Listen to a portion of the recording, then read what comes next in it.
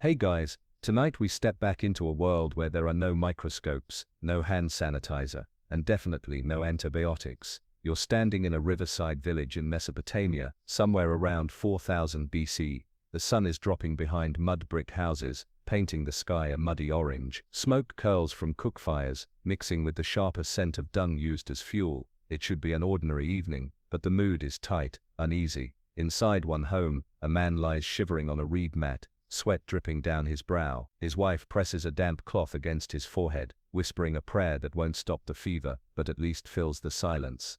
Neighbors peek inside, worried it might be something that spreads.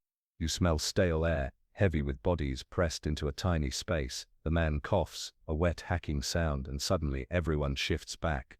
They don't know about germs, but they know that when one person starts coughing, others soon follow. Somewhere a child cries because even at this early date, people have learned that sickness moves like shadow across the village. You can't see it, you can't touch it, but you definitely feel it. And here's the harsh reality check. In this world, you probably won't survive this. Before we dive in, don't forget, if you're enjoying Before the Plagues, how ancient people battled disease, make sure to hit that like button and subscribe so you don't miss the next journey into humanity's strange survival tricks. Drop a quick comment with your location and your local time. Let's see where in the world tonight's sickbed reaches. And hey, remember, while we've got modern medicine, they had courage, creativity, and just enough luck to keep us all here. Let's whisper through their story together. The truth is that recognizing sickness was always the first battle. You know the pattern by now. Someone stops eating, their eyes glaze, they clutch their stomach. Even without germ theory, early people could tell when something was off. They didn't have thermometers, but they had hands that could feel when someone was burning hot or ice cold. They noticed when wounds oozed foul-smelling pus, when urine turned strange colors, when breathing rattled like a broken flute.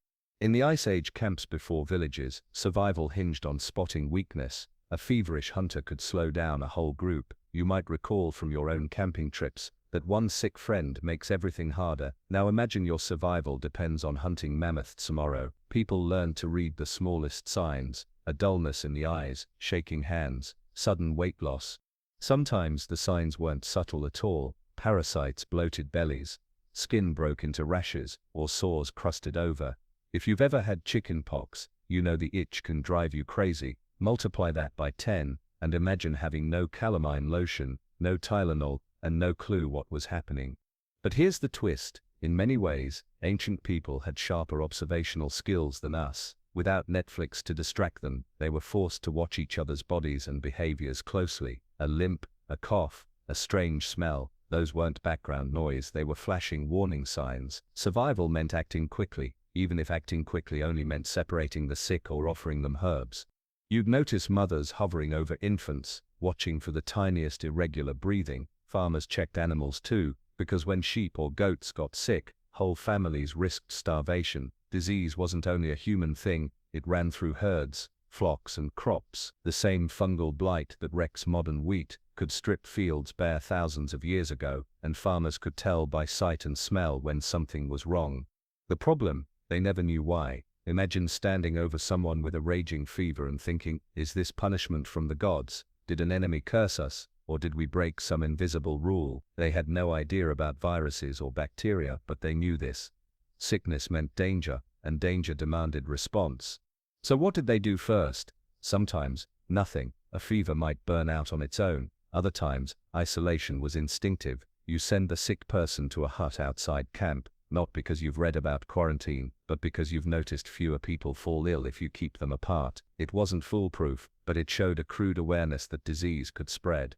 And when things got worse, when multiple people coughed blood, or when strange pustules appeared, they panicked, just like we would. Villages sometimes abandoned houses, or even entire settlements if they believed a curse lingered in the walls. You might laugh at that, but consider, if half your neighbors die in 1 week and the survivors keep getting sick in the same houses, wouldn't you run too? The earliest evidence we find comes from skeletons. Paleopathologists, those are the detectives of ancient bones, can read the history of disease in pitted skulls and bent spines. You see marks of tuberculosis gnawing ribs, syphilis scarring bone, arthritis twisting joints. For those ancient people, the first signs of sickness were written not only on their living bodies, but carved into the very remains they left behind. Think about the sensory reality of this, the stench of infected wounds, the cries of delirious fevers, the hush when someone stopped breathing. Your world was small, a cluster of huts or a narrow valley. Every death shrank it further, and yet, in those moments, communities learned lessons that would echo through millennia. Sickness follows patterns, it announces itself, and if you can read those signs, maybe, just maybe, you can fight back. The moment someone's body turned against them, the community looked for a guide, someone who claimed to know what to do when the rest of you had no clue. That figure was the healer of the tribe. You've seen this person before, in imagination, feathers, charms, bones rattling in a pouch, but the truth is more complicated and much more human. In a hunter-gatherer band, the healer was usually someone older, someone who had lived long enough to notice patterns.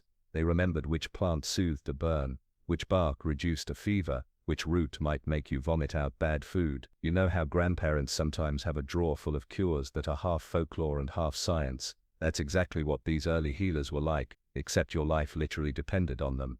Picture a small fire in a cave or a clearing. The sick are laid nearby, and the healer leans over with a bundle of herbs. The smell is strong, bitter, earthy, a bit like when you brew too much green tea.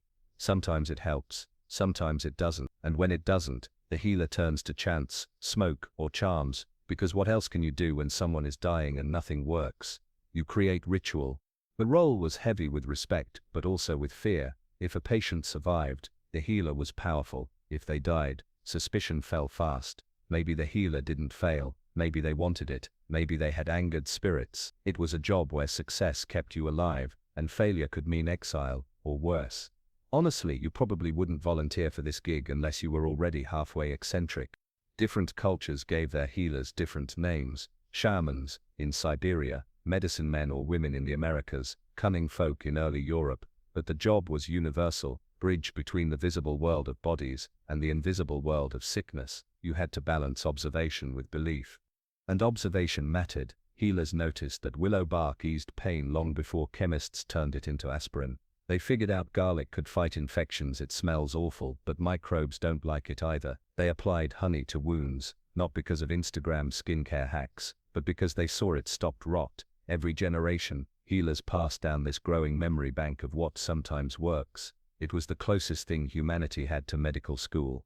But ritual was inseparable. You didn't just chew a root, you chewed it while the healer sang over you. You didn't just inhale smoke, you did it in the right cave, on the right night, with the right charms hanging. If you think that sounds silly, remember how even today, doctors tell kids a magic band-aid will make it better. Humans always mix healing with belief. The healer also managed the social side of sickness. They decided who should touch the sick, who should avoid them, when to call it hopeless. Sometimes they even performed early surgery, drilling a hole in the skull to release evil spirits, or setting broken bones with splints of wood and sinew. Imagine lying still while someone scrapes at your skull with a stone tool. Terrifying, yes, but astonishingly, many survive. Archaeologists find skulls with healed trepanation holes, proof that even Stone Age surgery sometimes worked. And here's the part people don't say out loud. Sometimes healers were the placebo. Just having someone confident enough to say, "I know what to do," calmed the sick. You've probably felt it yourself, how having a doctor walk into the room makes you feel safer before they even touch you. Ancient people needed that reassurance even more. Of course there were scams. Not every healer was wise. Some exaggerated their powers, collected gifts, or blamed failure on curses to escape responsibility. If you're rolling your eyes, yes, snake oil salesmen existed thousands of years before snake oil was even a phrase. Still, without these early healers, humanity might not have survived long enough to build cities or invent writing. They carried the first flickers of medical knowledge forward. They reminded people to look closely, to test remedies, to care for the sick instead of abandoning them. That mix of trial, error, and ritual became the fragile foundation for all the medical traditions to come. So when you picture ancient villages, don't imagine them helpless. Imagine a healer kneeling in the firelight, grinding bitter herbs into a paste, murmuring words half spell and half comfort, trying to coax a body back from the edge. And sometimes, against the odds, it worked. If you sat cross-legged beside that healer's fire, the first thing they would reach for wouldn't be scalpels or stethoscopes, it would be plants. Everywhere across the ancient world, people discovered that leaves, roots, bark, and seeds could shift the body's balance between sickness and health. You can almost smell it. crushed garlic pungent enough to clear your sinuses, bitter wormwood steeped in water, smoke from burning sage filling a hut. This was the ancient pharmacy, and it grew from the soil beneath their feet. Let's start in Mesopotamia. Clay tablets, from as early as 2000 BCE, list remedies made from juniper, thyme, fig, licorice, and mustard. A healer might grind the seeds, mix them with wine or water, and pour the concoction into your mouth. Delicious, right? If you've ever had cough syrup, you know the taste of suffering. They believed plants had the power to drive away both physical ailments and the demons thought to cause them. Move west to Egypt, where the Ebers Papyrus, around 1550 BCE, reads like a medical cookbook. Aloe vera for burns, garlic for endurance and digestion, honey, sticky sweet antibacterial honey for wounds. If you've ever smeared aloe on a sunburn, congratulations, you've participated in a 3,000-year-old healing tradition. And yes, Egyptians were also enthusiastic about castor oil as a laxative. Let's just say enthusiastic meant people spent a lot of time running for the reeds by the Nile. India's Ayurveda, which began to take shape around the same era, classified plants into categories based on taste, effect, and doshas, body energies. Turmeric, ginger, and neem were central. You already know turmeric lattes are trendy today. Well, your ancestors were stirring powdered turmeric into remedies millennia before hip cafes charged $7 for it. Ginger was chewed for nausea, neem leaves for infections, and pepper for colds.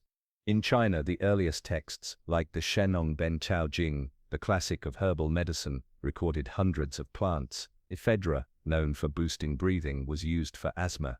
Ginseng for vitality, rhubarb as a purgative. Yes, more running to the bushes. They also noticed the importance of balance, one herb to warm the body, another to cool it, yin against yang. What's astonishing is that many of these worked, not because of spirits, but because of chemistry. Willow bark contains salicin, which your body converts into a pain reliever. That's aspirin in its natural form. Garlic has allicin, an antibacterial compound. Honey creates an environment where bacteria struggle to survive. These aren't myths, they're molecules. But of course, trial and error had consequences. You can imagine someone nibbling the wrong root and promptly collapsing. Hemlock, belladonna, and aconite all lurked in the healer's bag of let's hope I picked the right one. Mistakes were deadly, but over centuries patterns emerged. This plant soothes, that one kills, this one in small doses heals but in large doses destroys. It was the slow, painful beginning of pharmacology. The process itself was almost ritual. A healer might pound the roots with a stone pestle, mix powders with water or milk, or smear poultices onto wounds. Sometimes the patient was told to chant while swallowing the mixture, because belief added power. You've probably experienced the same thing when your mum said this tea will help, and somehow it did, even if it tasted like hot weeds. And don't think only humans benefited. Farmers gave herbs to livestock too. If a cow coughed or a sheep limped, someone tried garlic, onion, or mint. Keeping animals healthy meant survival for the whole community. One funny detail: the ancient world was obsessed with things that made you purge, either by vomiting, sweating, or rushing to the toilet. The idea was that sickness was inside you, and the faster you pushed it out, the faster you'd recover. So congratulations, if you lived back then, your average cold treatment might end with you on the ground, sweaty, dizzy, and hugging a bucket. Still, plants were lifelines. They grew in fields, sprouted in cracks, waved along rivers. They were the most democratic medicine imaginable, free, abundant, and always at hand. And over generations, people memorized which ones mattered. That memory was shared in chants, carved into tablets, scribbled onto papyrus. It's the reason you still stir honey into tea when you're sick, or sniff eucalyptus when your nose is stuffed. Those comforts are ancient ghosts, following you through time. So as you sip your modern painkiller, or unwrap a bandage with antiseptic cream, remember, the first pharmacy was the meadow outside the village, and the first pharmacists were ordinary people who knelt in the dirt, pulled up roots, and prayed they were pulling up the right ones. Now let's step into the darker side of ancient healing, the part that makes you clench your teeth just thinking about it. When plants and prayers weren't enough, people turned to cutting, burning, and bleeding. And yes, it was exactly as painful as it sounds. Imagine sitting in a smoky hut, while the healer approaches with a sharp piece of flint. There's no anesthesia, no numbing gel, no polite nurse telling you to just a little pinch. It's raw stone against raw flesh. The logic was simple: sickness was something trapped inside the body, and if you cut, burned, or bled the patient, you could drive it out. One of the earliest surgeries we know of is trepanation, drilling or scraping a hole into the skull. Archaeologists have found skulls from as far back as 7,000 years ago with neat round openings. Even more shocking, many of those skulls show bone healing, meaning the patients actually survived. The purpose varied. Sometimes to treat seizures, headaches or mental illness, other times to release evil spirits. If you've ever had a migraine, you might joke about wanting someone to drill into your head. Ancient healers actually did it. Then there was cauterization, pressing a hot iron or burning stick against the wound. The sizzling smell of flesh wasn't exactly pleasant, but it did stop bleeding and kill some bacteria. Of course, without antibiotics, infections still often followed. Still, for a soldier stabbed in battle or a farmer gashed by his plow, a seared wound might be the only chance of survival. Bloodletting also became a favorite, cutting the skin or using leeches to draw out blood. The idea was that sickness came from bad blood or from imbalances in the body. You've probably seen cartoon leeches played for laughs, but for centuries, those slimy creatures were trusted medical tools. Picture lying there while your healer places wriggling black worms on your skin and calmly says, "This will make you better." Comforting, right?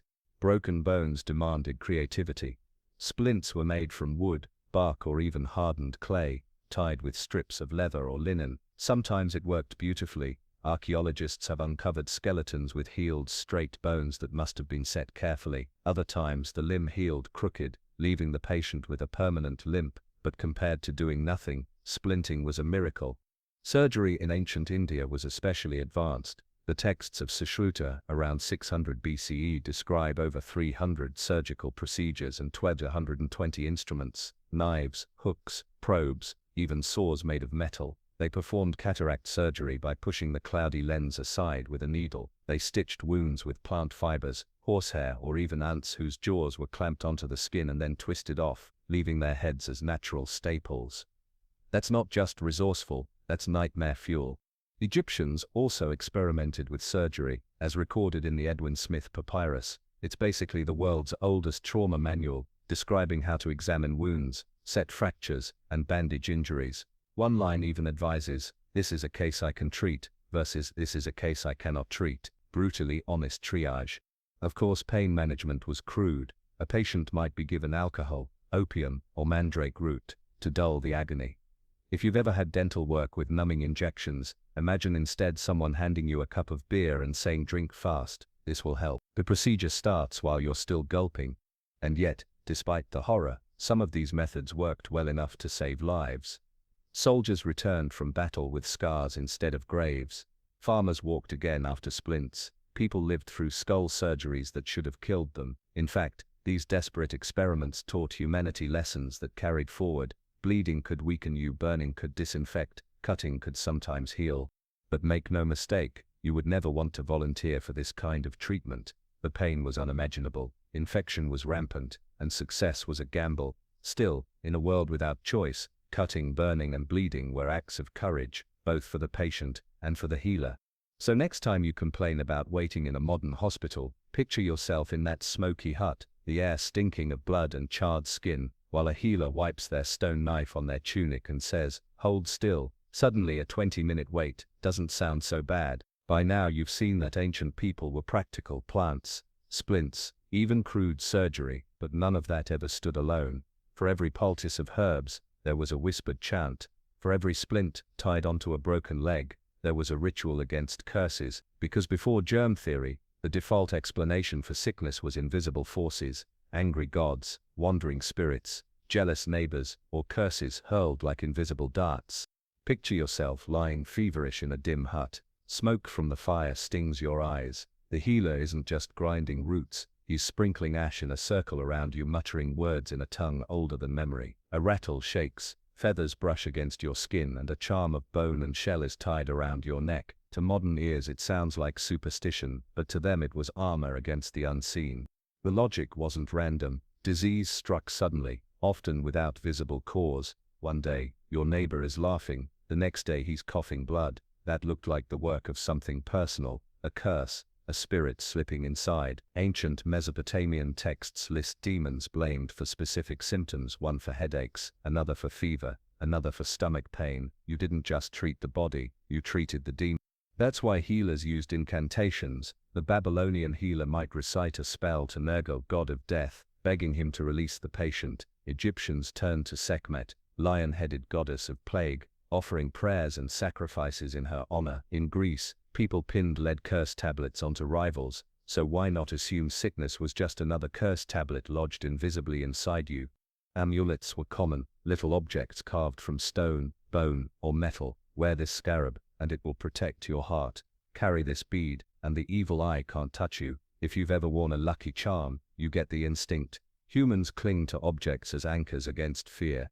Sometimes rituals got more elaborate. A healer might place a bowl of water at your head, chanting until the sickness was imagined to float into it, then fling the water outside. Other times, sacrifices were made, food, animals, even symbolic dolls to distract or bribe the spirit. A sick child might have a clay figurine made of them, which would then be smashed, carrying the illness away.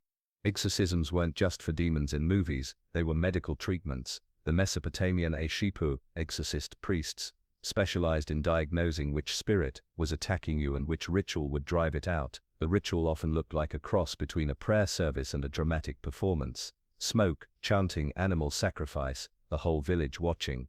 Imagine the pressure. You'd better believe the spirit was leaving after all that. Of course, some explanations were less cosmic and more personal. If you fell sick after insulting a neighbor, people might whisper that they cursed you. If you died, it was proof. Even today, you've probably heard someone blame their bad luck on bad vibes or a hex. Humans are storytellers. We explain suffering by pointing to unseen enemies. And don't laugh too hard, because ritual often worked in ways science now recognizes. Stress weakens the immune system, and ritual lowers stress. Placebos are powerful. If you believe you're being healed, your body sometimes follows. The soothing chant, the confidence of the healer, the community gathered to support you, all of that mattered. Still, there was a dark side. Blaming curses meant blaming people, witches, rivals, foreigners. They became scapegoats for outbreaks. A child sick with fever might lead to accusations and punishments. Fear makes people cruel, and ancient medicine was no shield against suspicion. But for the patient trembling on a reed mat, what mattered wasn't the cosmic politics, it was the momentary comfort of someone saying, "I know what's wrong and I can fix it," even if the fix was a rattle, a feather, and a whispered chant to the gods. So yes, magic, spirits, and curses filled the ancient medical toolkit. It wasn't science as we know it, but it was human. It was desperate hope, wrapped in ritual. And sometimes, just sometimes, that hope was enough to carry someone through the night. Now we step into Egypt, where medicine was written down in careful ink on rolls of papyrus, blending the practical and the mystical in a way only Egyptians could. If you walked into a healer's chamber around 1500 BCE, you'd find jars of honey, bundles of herbs, strange ointments, and a stack of texts that read half like medical manuals, half like spell books. These were the famous medical papyri, most notably the Ebers Papyrus and the Edwin Smith Papyrus. The Ebers Papyrus, stretching over 100 feet long, is basically a massive catalogue of remedies. Open it up, and you'd see more than 800 treatments. Garlic to boost strength, honey as an antibiotic dressing for wounds, aloe for burns, castor oil as a laxative, frankincense, turmeric, and coriander to soothe stomachs. If your body was malfunctioning, chances are there was a plant or paste for it listed on those pages. But you wouldn't just get herbs, you'd get herbs plus a spell. Many entries begin with instructions like, say these words while applying the poultice, so you'd find something like, honey, garlic and ground acacia for the stomach, spoken over with this charm. The idea was simple: why choose between science and magic when you can do both at once? The Edwin Smith Papyrus was different, more focused, almost surgical. It's the earliest known trauma manual, filled with case studies, broken noses, crushed skulls, dislocated jaws. Each entry begins, if you examine a man with, and then walks you through observation, diagnosis, and treatment. Sometimes the advice is brutally honest. This is a condition I can heal, versus this is a condition I cannot heal. Imagine being told flat out, sorry, you're doomed. Practical, but not exactly comforting bedtime news. Egyptian doctors also understood hygiene better than most. They bathed frequently, shaved body hair to avoid lice, and even used natron, a type of salt, as a cleansing agent. They didn't know about microbes, but they had seen that clean wounds healed better than dirty ones. Even bandages, linen strips soaked in honey or resin, was surprisingly effective at preventing infection. Of course, not everything was genius. Some prescriptions included crocodile dung mixed with sour milk, applied as contraception. Yes, you heard that right. A mixture of literal crocodile poop was supposed to prevent pregnancy. Remember earlier when I said you probably wouldn't survive in this world? This is one of those moments. Medicine in Egypt wasn't just in the hands of doctors, it was woven into religion. Temples to Imhotep, the architect who became a god of healing, served as centers for treatment. Sick people would leave offerings, pray for dreams revealing cures, or consult priests who combined ritual with prescription. A patient might get both a poultice of honey and a protective amulet blessed by the priest. Again, the blend of body and spirit was inseparable. Interestingly, Egyptian medicine influenced the entire Mediterranean world. Greek physicians later studied Egyptian texts, borrowing remedies and surgical ideas. When you hear about Hippocrates centuries later, remember, much of what he taught was standing on Egyptian shoulders. You can imagine the scene, a crowded chamber with shelves of jars, dried herbs, resins, oils. The air smells sharp with frankincense and sweet with honey. A scribe sits nearby, reading aloud the right spell while a healer smears salve onto a wound. Practical and mystical, written and oral, hand and spirit, they never separated the two. And if you're still raising your eyebrows at crocodile dung, keep in mind, some of their remedies worked astonishingly well. Honey is still used in wound dressings today, aloe still cools burns, garlic still strengthens immunity. The Egyptians weren't fumbling in the dark, they were testing, observing and writing it all down. That record keeping is what makes their medicine feel so alive to us now. So while magic hummed in the background, the Egyptians left us something precious, a written window into humanity's earliest attempt at systematic healthcare. Not just whispers in the firelight, but carefully inked recipes for survival. Shift your gaze eastward from the Nile, and you land in Mesopotamia, the land of Sumer, Akkad, Babylon and Assyria. Here, healing wasn't just about one wise old healer in a hut. It was a full-blown system, a partnership between the divine and the practical, often carried out in temples that doubled as both holy spaces and early hospitals. If you wandered through the streets of Babylon around 1800 BCE, you'd see clay tablets in shops, priests in white robes, and sick people being led into temple courtyards. These weren't just places to worship gods like Marduk or Ishtar, they were where illness was examined, named, and if fortune allowed, treated. There were two kinds of healers here. First, the Ashipu, the exorcist priests, experts in ritual and incantations. They diagnosed disease as the work of spirits or divine punishment. Their toolkit included spells, sacrifices, and protective amulets. If your fever raged, they might murmur chants while burning incense and sprinkling water blessed in the temple.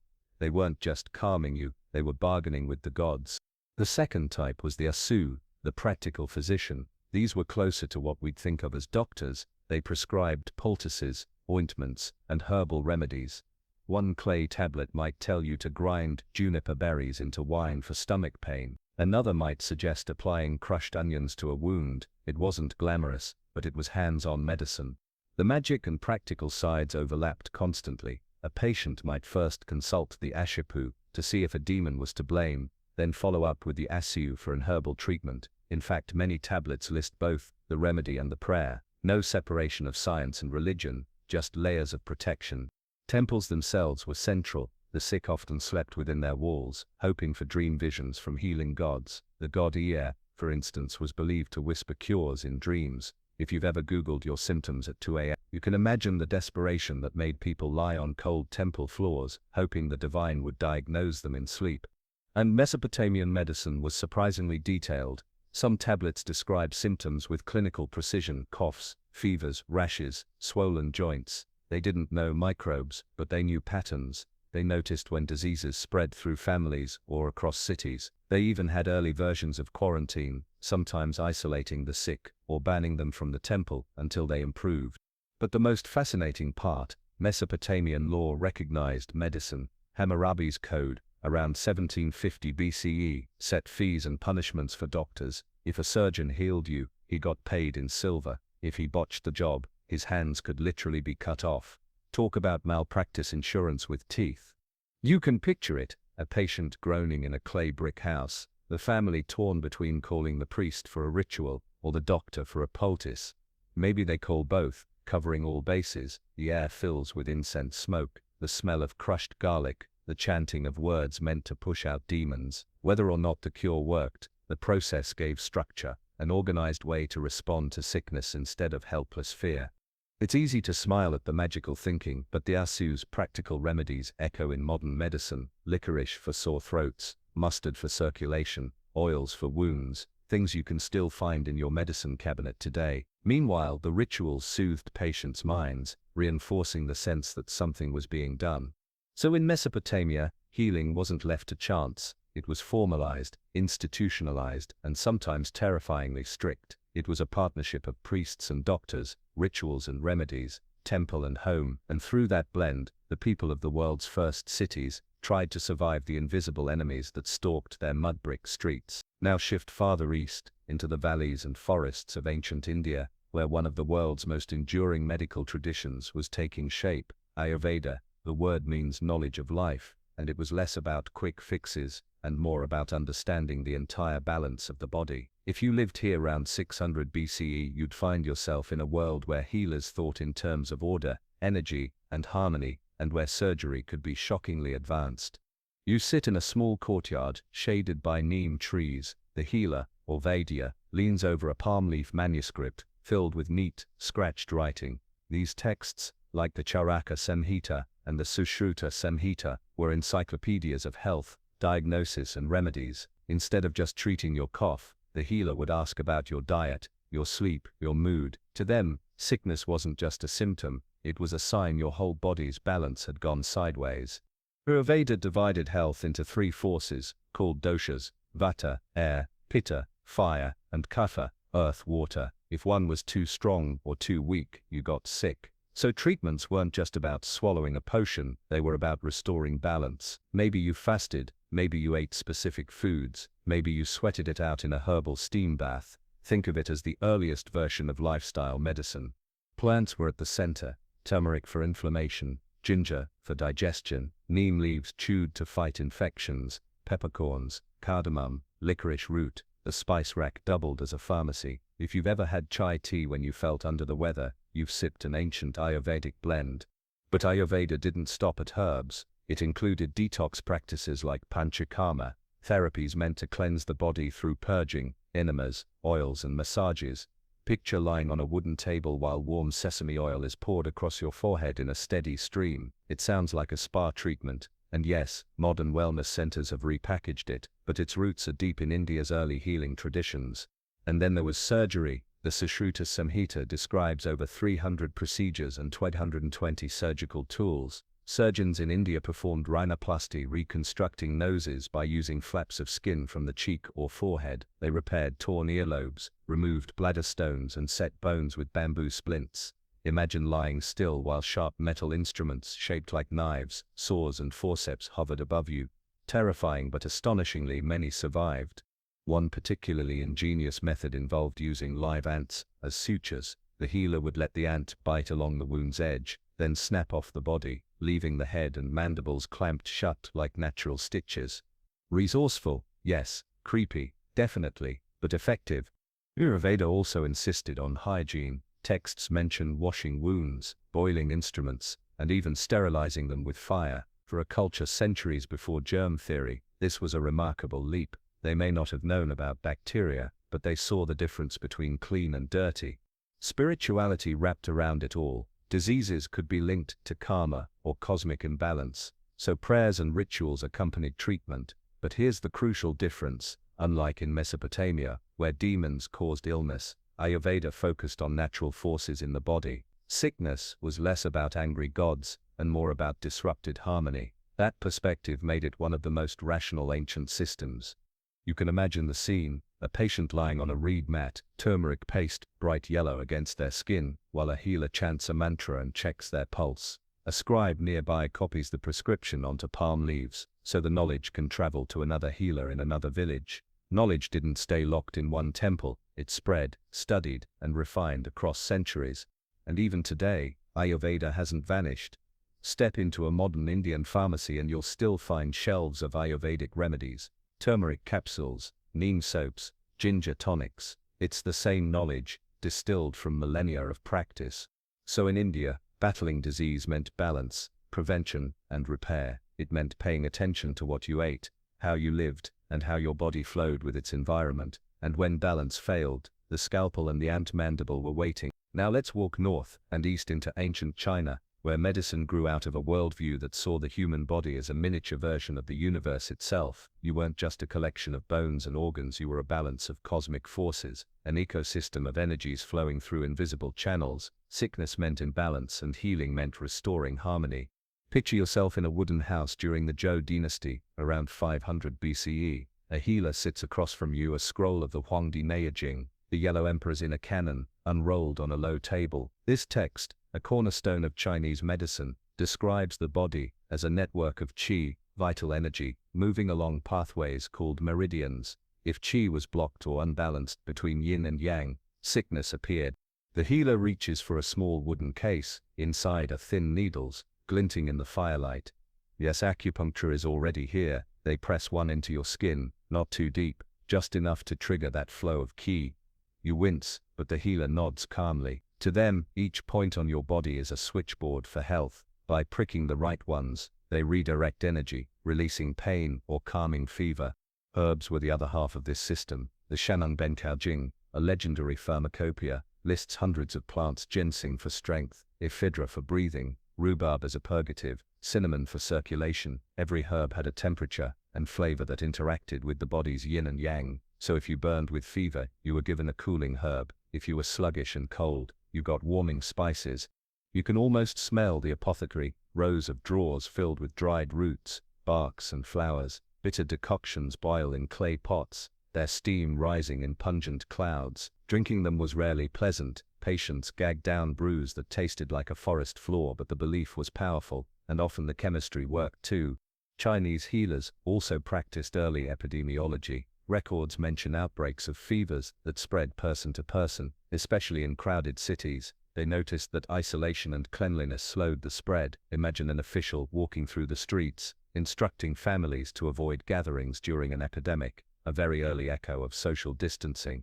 Diagnosis involved more than symptoms.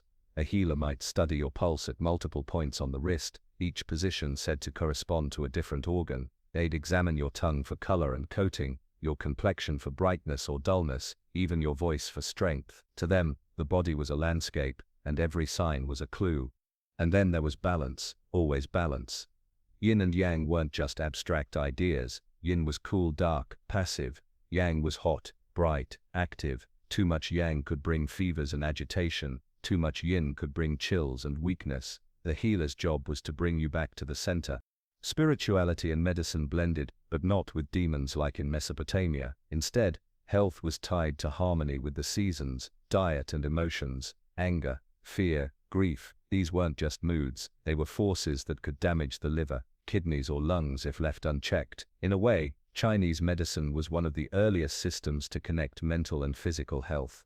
Some practices were, let's say, questionable. Powdered animal parts like tiger bones or deer antlers were prescribed for strength.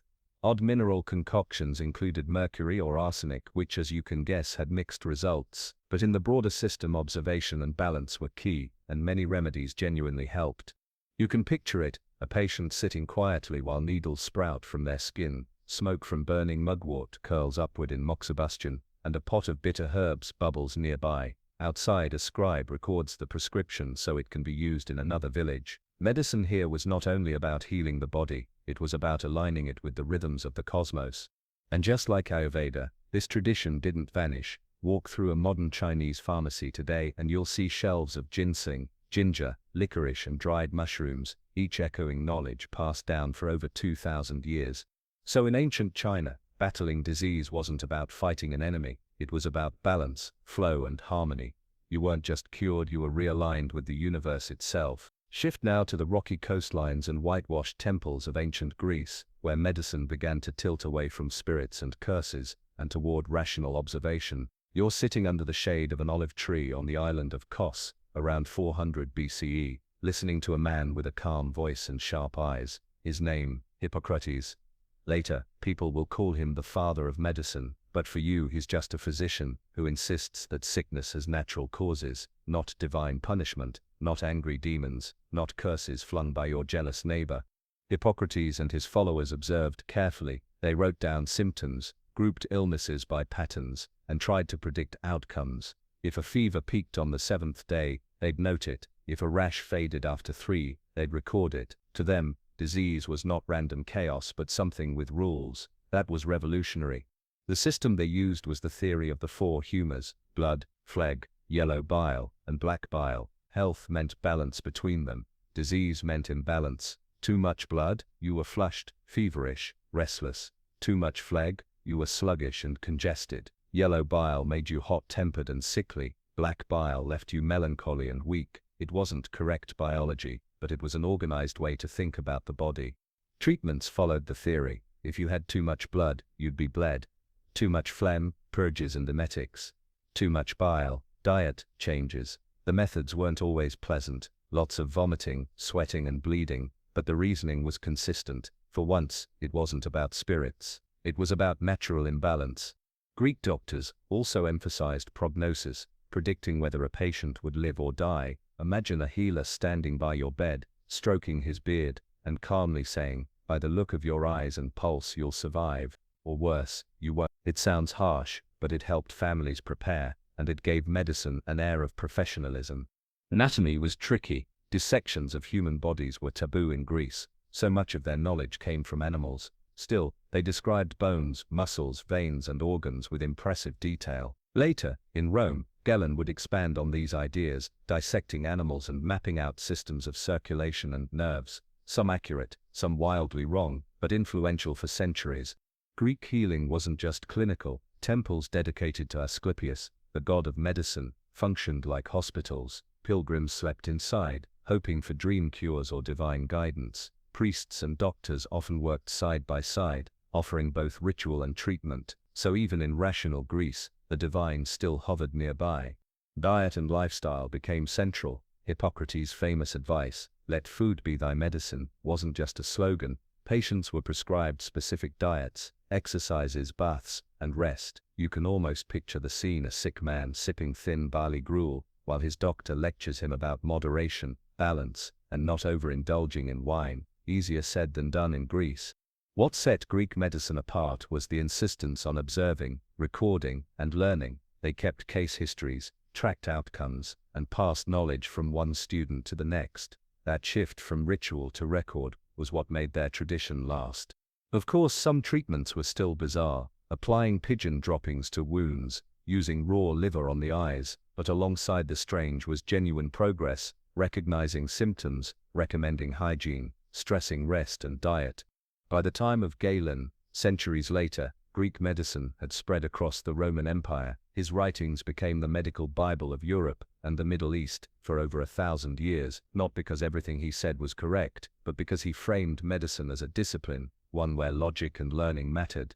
So here in Greece you see the turning point, no longer only spells and spirits, but structured observation, theories, and schools of thought. Medicine was becoming an intellectual pursuit, a craft of reason, and though the 4 humors would eventually be disproven, the habit of studying the body, not just praying over it, was here to stay. Step now into Rome, the city of aqueducts, crowded markets, and soldiers marching in endless columns. Here, medicine wasn't just about treating the sick, it was about keeping an empire alive. With 1 million people packed into the capital at its height, disease could spread like wildfire. The Romans, more than most ancient peoples, grasped the power of prevention, even if they didn't fully understand why it worked.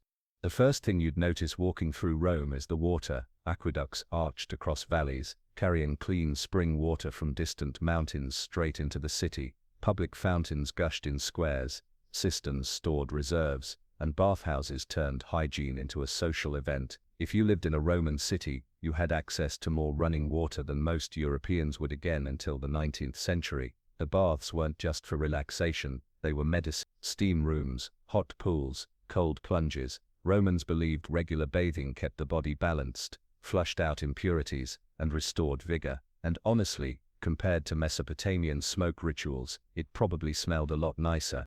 Next, the sewers, the Cloaca Maxima, Rome's great sewer system, drained waste into the Tiber. It wasn't perfect. River water downstream was basically toxic soup, but it was revolutionary. Sanitation on this scale, slowed down outbreaks that would have ravaged other ancient cities. Romans even had laws requiring waste disposal and street cleaning. If you've ever grumbled about paying taxes, remember they once funded the world's first large-scale public health projects. Then there were the army doctors. Rome's legions marched with trained medics, medici, who carried scalpels, probes, forceps, and bandages. Army camps had designated hospitals, valetudinaria, where wounded soldiers were treated. Imagine rows of leather tents, each with cots, bandages drying in the sun, and jars of honey or vinegar used to clean wounds. Soldiers didn't just fight for Rome, they were guinea pigs for its medical advances. Techniques learned in war, like amputations or field dressings, later spread into civilian practice. The Romans also loved organization. They classified diseases, tracked epidemics, and shared knowledge across the empire. Galen, the famous Greek physician who practiced in Rome, treated gladiators with gruesome injuries and emperors with delicate egos. He wrote volumes on anatomy, physiology, and treatment. Some of his ideas were wrong. He thought blood was constantly created in the liver and burned off like fuel, but his meticulous records shaped medicine for over a millennium. Public health extended beyond water and war. Romans valued diet and exercise as medicine. The wealthy hired personal trainers (pidotrebai) to guide workouts, while doctors prescribed specific foods for specific ailments. Too much phlegm? Eat garlic and onions. Fever? Drink diluted wine. Weakness? Try boiled cabbage. It was part science, part superstition, but it showed how deeply medicine had entered daily life. And yet Rome wasn't invincible. Crowded insulae, apartment blocks bred lice and fleas, dirty streets stank of refuse, plagues still swept through. Smallpox, measles and malaria cut down thousands, sometimes even emperors. Public baths could spread disease as easily as they prevented it. Their sewer system was advanced, but it still dumped waste into the same river they drew water from. Progress carried its own risks. But if you were sick in Rome, you at least had options. Physicians practiced openly, sometimes clustering near temples or markets. Herbalists sold remedies in stalls.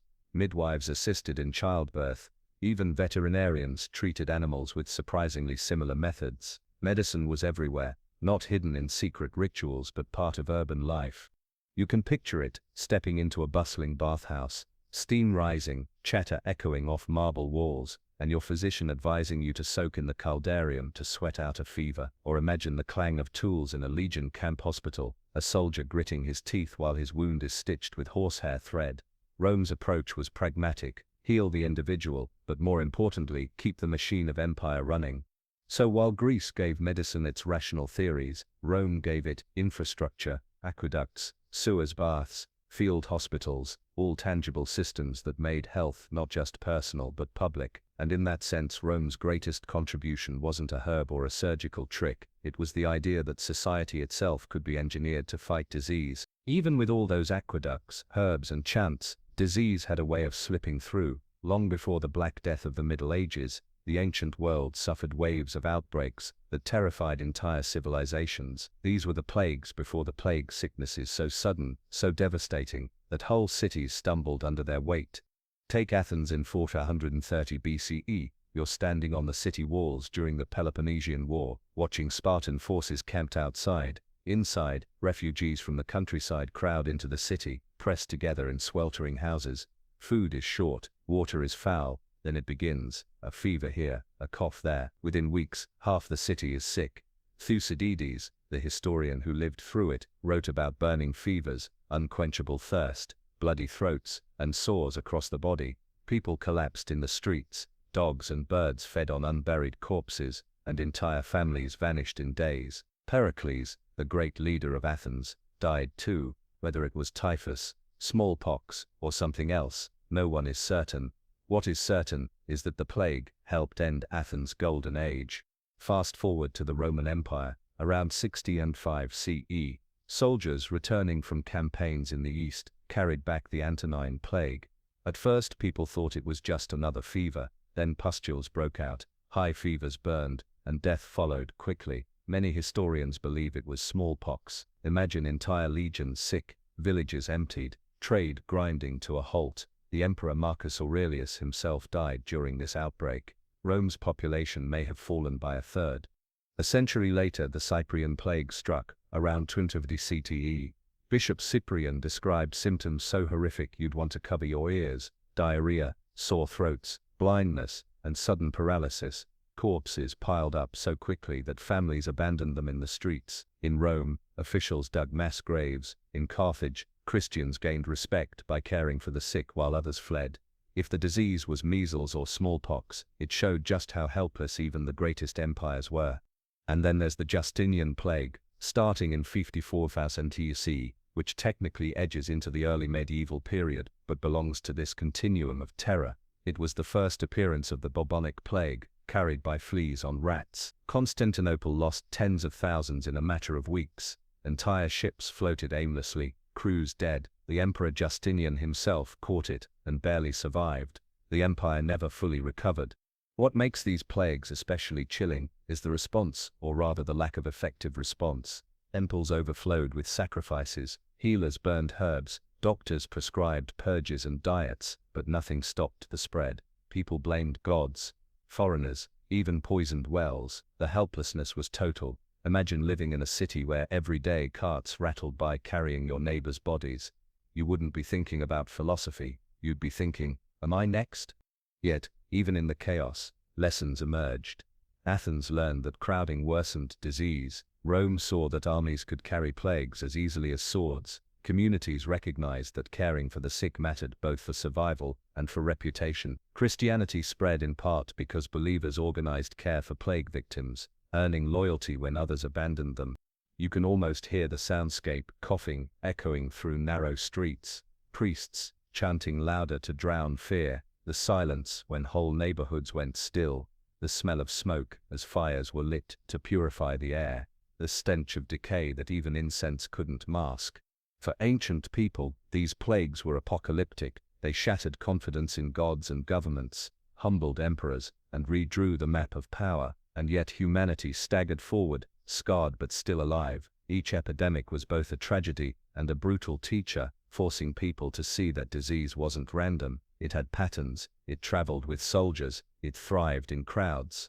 So before the medieval Black Death ever haunted Europe, ancient plagues had already taught civilizations a cruel truth. Sickness could topple cities faster than armies, and no wall or empire was strong enough to keep it out. So far you've walked through temples, read papyri and watched surgeons fumble with scalpels, but here's the truth. Most people didn't have access to priests, doctors or elaborate texts. If you were a farmer in a mud brick hut, or a shepherd out in the hills, your medicine came from the same place your grandmother got hers: folk cures and superstitions passed down by word of mouth. Imagine a sick child with a fever. The mother doesn't have papyrus scrolls or trained physicians on call. She ties an amulet of carved bone around the child's neck, murmuring a charm learned from her grandmother. The father burns herbs in the corner, letting the smoke curl through the hut to chase away the spirit of sickness. Maybe it works, maybe it doesn't, but doing something always feels better than doing nothing. These cures could be simple: honey mixed with vinegar for a cough, or garlic strung around the neck to ward off illness. Others were stranger. In rural Rome, some believed swallowing a spider wrapped in dough could cure fever. In Egypt, rubbing crocodile fat on the body was thought to repel disease. In Mesopotamia, clay figurines of demons were buried under the threshold of a house to protect the family inside. Superstition bled into daily life. People avoided walking under certain trees at night, fearing spirits. A sneeze wasn't just a sneeze, it was an omen, a sign that you needed to mutter a blessing. If you've ever said bless you after someone sneezes, you're repeating a ritual with roots thousands of years old. Amulets and charms were everywhere. Babies wore beads against the evil eye. Farmers hung talismans in their fields to keep livestock healthy. A scrap of metal, etched with prayers, a polished stone thought to hold power, a knotted string tied just so all became shields against invisible forces. If you had nothing else, you had your charm. And some folk practices had surprising wisdom behind them. Using clay poultices on wounds actually helped draw out infection. Brewing willow bark tea relieved pain. Rubbing mint leaves on the stomach eased nausea. People didn't know the chemistry, but they saw what worked and kept repeating it. It's trial and error science disguised as tradition. But superstition could also mislead. In times of plague, villagers sometimes blamed the sick themselves, accusing them of bringing curses. Foreigners, outsiders, or simply unlucky neighbors might be shunned or even attacked. Fear made people cruel, and folk belief gave fear a framework. Better to believe someone caused the sickness than to face the reality that it came from nowhere and could strike anyone. You can almost feel the atmosphere, the smoky interior of a cottage, herbs hanging from the rafters, the smell of garlic and sage heavy in the air. The healer is just your neighbor, kneeling by the fire, muttering over a pot of bubbling leaves. Outside, charms clink softly in the wind. Everyone in the village has their own recipe, their own spell, their own story of what definitely works. And here's the kicker, some of those recipes survive today. Honey for coughs, chamomile for sleep, peppermint for digestion. The line between folk superstition and effective remedy isn't always clear. Sometimes they were just lucky, other times generations of careful observation hid inside the ritual.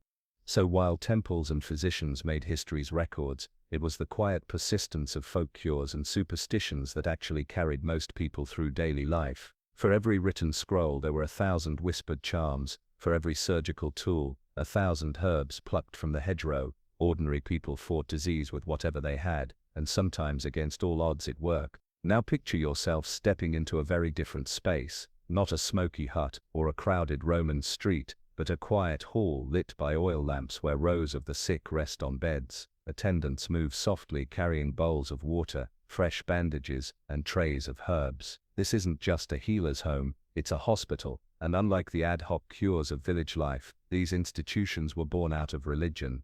In ancient India, Buddhist monasteries were among the first to offer organized care for the sick. Travelers describe monks setting aside rooms for patients, providing food, bathing, and simple remedies. Illness wasn't just a personal misfortune, it was something the community took responsibility for. Helping the sick was an act of compassion, a path toward merit. Imagine lying on a straw bed in a monastery, hearing chants drifting in from the prayer hall, while a monk places cool cloths on your forehead. Christianity took a similar approach. Early Christians in the Roman Empire gained fame during plagues by nursing the sick when others fled. By the 4th century CE, bishops began founding Zynodokia houses for strangers and the sick. These weren't hospitals as we know them, but they offered beds, food, and care. For many it was the first time someone outside their family tended to them in illness. Charity became medicine. The Islamic world carried this idea further, creating some of history's most advanced hospitals. By the 9th century, cities like Baghdad, Damascus, and Cairo had bimaristans, large, purpose-built institutions where trained physicians treated patients for free. Picture stone courtyards with fountains, airy wards with separate sections for different diseases, libraries filled with medical texts, and dispensaries handing out measured doses of herbs. Some even had teaching halls, making them both hospitals and medical schools. Patients could expect regular meals, baths, and records of their treatment, a level of care astonishingly modern. Religious motivation was always part of the foundation. In Islam, caring for the sick was seen as a duty to God. In Christianity, it mirrored Christ's command to help the weak. In Buddhism, it reflected the ideal of compassion. The result was the same: organized, sustained systems of care that went beyond what any single healer could offer. Quarantine practices also emerged from these settings. In the Islamic world, scholars cited prophetic teachings, recommending separation of the sick during plague outbreaks. In monasteries, patients with contagious conditions were often kept in separate quarters. For the first time, society wasn't just treating illness, it was containing it. If you close your eyes, you can almost hear the hum of one of these places, the clink of clay cups, the soft prayers of monks or imams, the shuffle of attendants pouring water into basins. No screaming rituals, no lonely huts, just an organized rhythm of care. For the sick, it must have felt like stepping into a different world, one where illness was met with dignity instead of fear. Of course, these hospitals weren't perfect. Treatments still leaned heavily on humors, herbs, and occasional bleeding. But the structure, the idea that the sick should be gathered, tended, and studied, changed everything. Knowledge accumulated, patients were observed, remedies were compelling, became less about chance and more about system. So while shamans rattled charms and villagers tied amulets, the great religious traditions of India, Christianity and Islam, gave humanity something brand new: the hospital, a place where battling disease was no longer a private struggle, but a shared responsibility. Now we arrive in the heart of the Islamic Golden Age, when medicine wasn't just preserved, it was expanded, sharpened, and systematized in ways the ancient world had never seen before. Picture Baghdad in the 9th or 10th century, a bustling city of scholars, markets, libraries, and hospitals. Here, healing wasn't confined to huts, charms, or temple rituals. It was guided by books, by logic, and by some of the most brilliant physicians in history. Step into a Beimaristan, an Islamic hospital. Wide courtyards cool the air, fountains bubble to soothe the spirit, and patients lie in neat rows in separate wards, one for fevers, one for wounds, one for mental illness. Yes, even mental illness had a place here, treated with baths, music, and gentle care instead of chains. Doctors and students move between beds, making notes on wax tablets, debating treatments and comparing symptoms. This was not just medicine, it was medical school. One towering figure was Al-Razi, known in the West as Rhazes. Born in Persia in the 9th century, he wrote Kitab al-Hawi, the comprehensive book, a massive medical encyclopedia that pulled together Greek, Indian, and his own observations. He distinguished between smallpox and measles centuries before Europeans figured it out, describing each disease as distinct rash. If you've ever had a doctor reassure you with clear diagnostic detail, you can thank thinkers like him for setting that standard. Then there was Ibn Sina, of Avicenna, whose canon of medicine became the medical reference in Europe and the Middle East for over 500 years. Organized, systematic, and incredibly detailed, it laid out how to diagnose, how to test remedies, and how to think critically about the body. His influence was so great that European universities were still teaching from his texts during the Renaissance. Imagine a medieval student in Paris, reading Arabic translations of Avicenna's words, trying to memorize how to take a pulse. These scholars weren't just repeating old Greek ideas, they were testing them. Al-Razi wrote about experimenting with treatments, warning against blindly trusting Galen or Hippocrates. He emphasized clinical observation. Look at the patient, not just the book. Ibn Sina stressed the need to test medicines on animals and humans before declaring them effective. This was science in embryo, slow, cautious, but unmistakably scientific. Pharmacies flourished too. Apothecaries in cities like Cairo and Damascus sold carefully measured doses of herbs, minerals, and syrups, labeled and recorded. Regulations ensured purity. Imagine jars of dried mint, powders of saffron, blocks of musk, rows of glass vials filled with rosewater. For the first time, medicine wasn't just what you foraged in a field, it was an organized industry. Public health was part of the picture. Scholars wrote about hygiene, diet, and exercise. Quarantine measures during plague outbreaks were recommended, sometimes with surprisingly modern logic. Don't enter or leave infected areas, and separate the sick. Sound familiar? And because Islam encouraged seeking knowledge, medicine wasn't hidden in secret priestly texts. It was translated, copied, taught, and shared across the empire, from Spain to Persia, from Cairo to Samarkand. That cross-pollination carried Indian Ayurveda, Greek humoral theory, and local herbal traditions into one grand synthesis.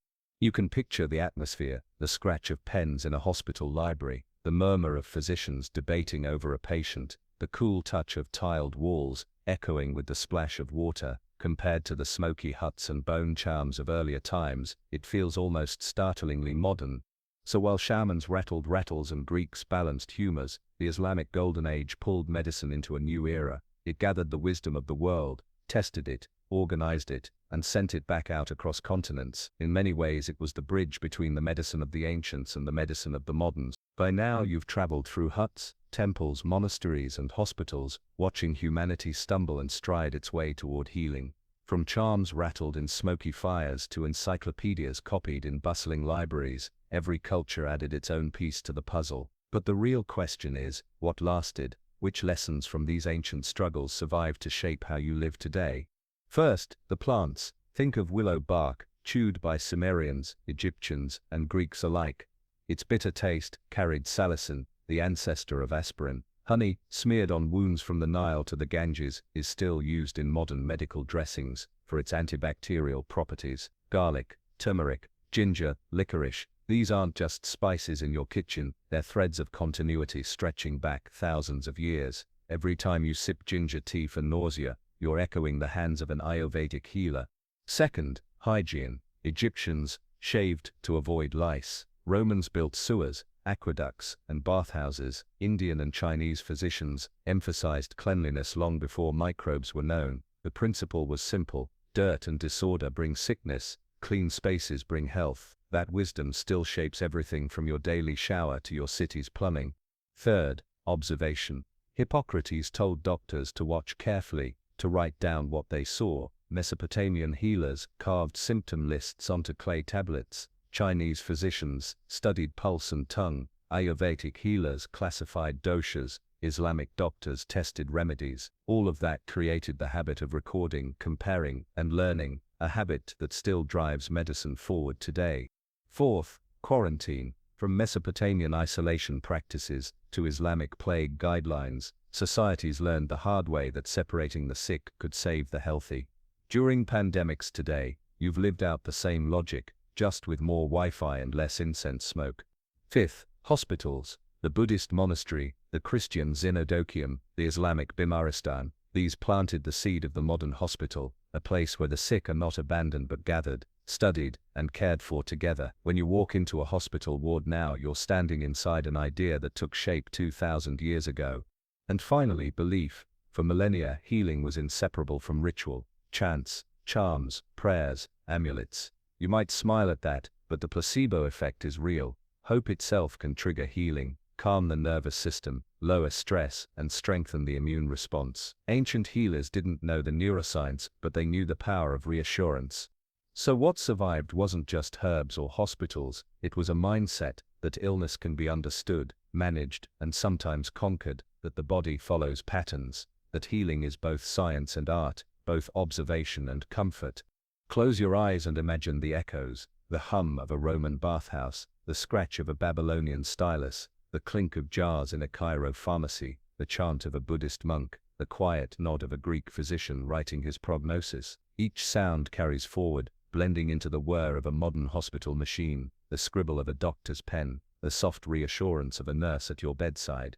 And through all of it, the lesson is clear: long before plagues swept the medieval world, long before microscopes revealed the truth of germs, humanity was already fighting, already